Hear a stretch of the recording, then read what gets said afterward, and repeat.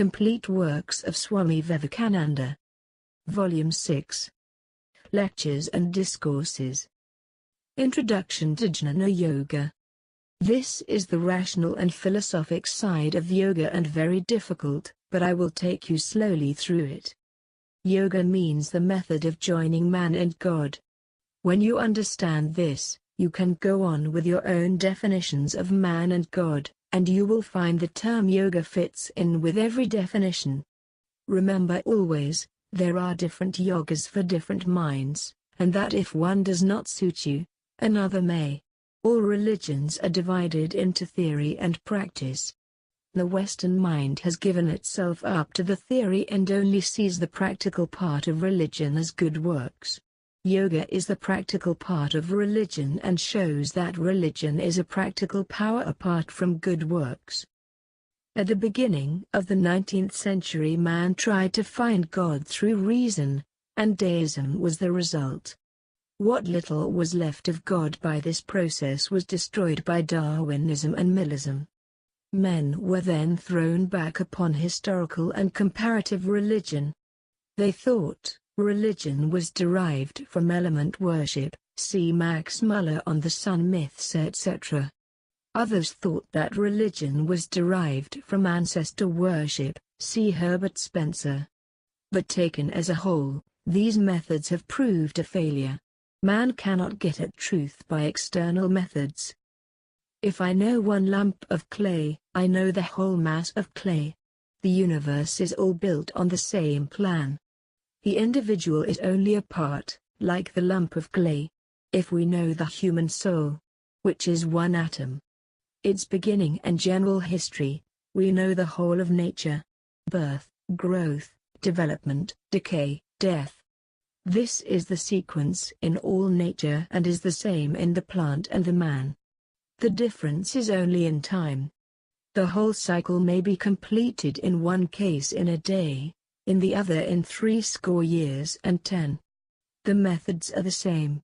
The only way to reach a sure analysis of the universe is by the analysis of our own minds. A proper psychology is essential to the understanding of religion. To reach truth by reason alone is impossible, because imperfect reason cannot study its own fundamental basis. Therefore the only way to study the mind is to get at facts, and then intellect will arrange them and deduce the principles. The intellect has to build the house. But it cannot do so without bricks, and it cannot make bricks. Jnana-Yoga is the surest way of arriving at facts. First we have the physiology of mind. We have organs of the senses, which are divided into organs of action and organs of perception. By organs I do not mean the external sense instruments. The ophthalmic center in the brain is the organ of sight, not the eye alone. So with every organ, the function is internal. Only when the mind reacts, is the object truly perceived. The sensory and motor nerves are necessary to perception. Then there is the mind itself. It is like a smooth lake which, when struck, say by a stone, vibrates. The vibrations gather together and react on the stone, and all through the lake they will spread and be felt. The mind is like the lake. It is constantly being set in vibrations, which leave an impression on the mind. And the idea of the ego, or personal self, the I, is the result of these impressions. This I therefore is only the very rapid transmission of force and is in itself no reality. The mind stuff is a very fine material instrument used for taking up the prana. When a man dies, the body dies. But a little bit of the mind, the seed, is left when all else is shattered. And this is the seed of the new body called by St. Paul, the spiritual body. This theory of the materiality of the mind accords with all modern theories. The idiot is lacking in intelligence because his mind stuff is injured. Intelligence cannot be in matter, nor can it be produced by any combinations of matter. Where then is intelligence?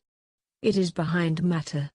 It is the jiva, the real self, working through the instrument of matter.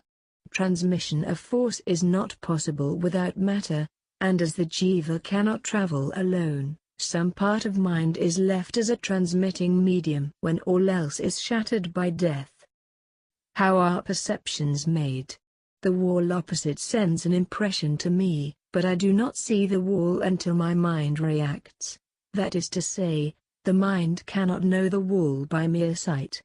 The reaction that enables the mind to get a perception of the wall is an intellectual process. In this way the whole universe is seen through our eyes plus mind, or perceptive faculty. It is necessarily colored by our own individual tendencies. The real wall, or the real universe, is outside the mind, and is unknown and unknowable. Call this universe X, and our statement is that the seen universe is X plus mind. What is true of the external must also apply to the internal world. Mind also wants to know itself, but this self can only be known through the medium of the mind and is, like the wall, unknown. This self we may call Y, and the statement would then be, Y plus mind is the inner self. Kant was the first to arrive at this analysis of mind, but it was long ago stated in the Vedas. We have thus, as it were, mind standing between X and Y and reacting on both.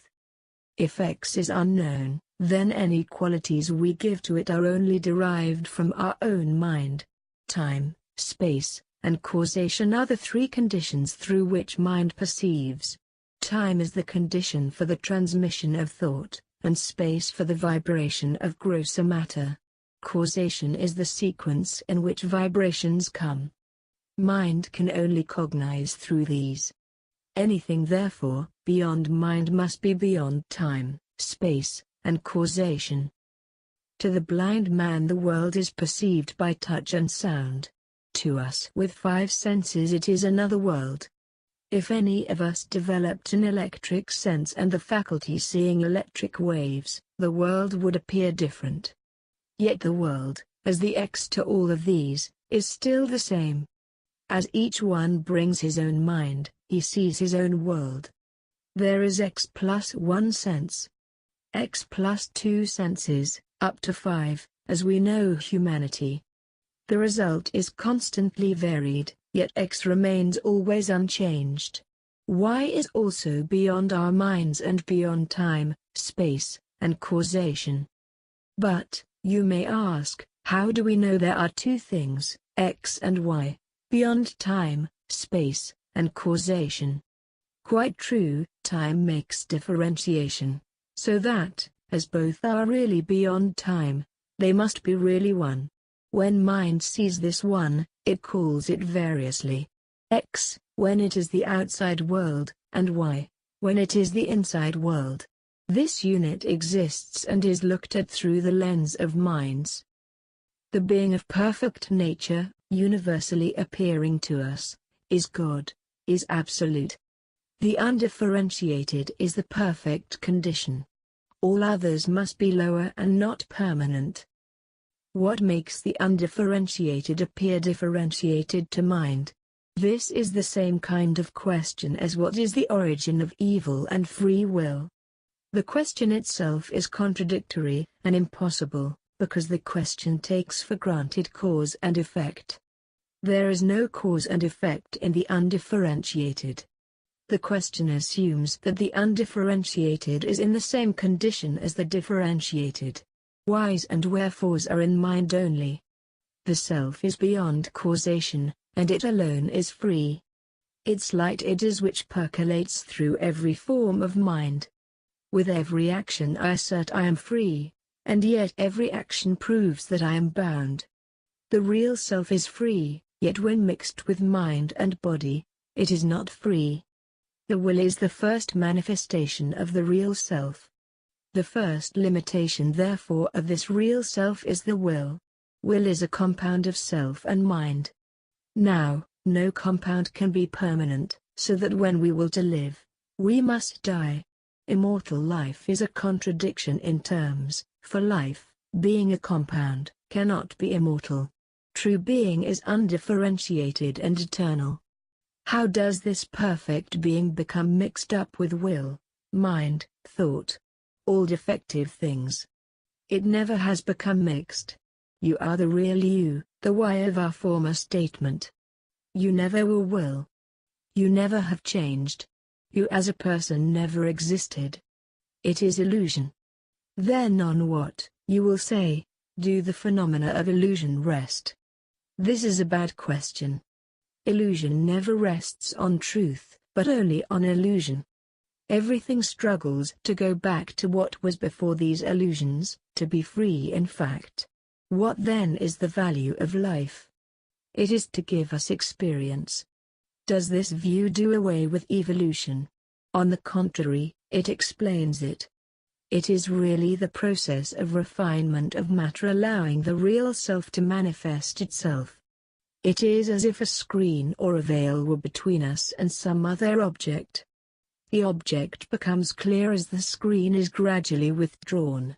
The question is simply one of manifestation of the higher self. If you like this video, please like, share, subscribe and comment.